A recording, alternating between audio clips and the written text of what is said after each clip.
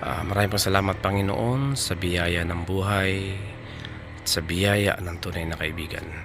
Muli po mag-ingat tayo pag tayo aalis ng bahay. Lagi po nating isara ang ating mga pinto at i-check ang mga kuryente, tubig bago tayong umalis. Muli po ay nandito po ako sa halamanan ni Enan, sa garden ni Enan. At akin po chinecheck itong mga aking mga saging at langka at maraming masisinop. Ay pwede nga po at ako'y titingnan ko itong bagay ito lakatan o ano. Akin pong tinitingnan at pag hindi ko po ito akin laging chichikin, minsan po ilaying na lang natitira, parang may magic ba yan po. Pwede isa pa. Mga ilang araw na rin na ito.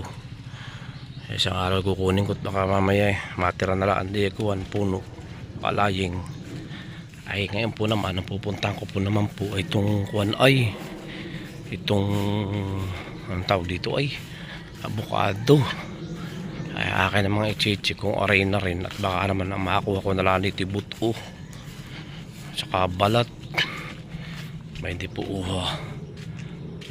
aking titingnan kung may bunga pa.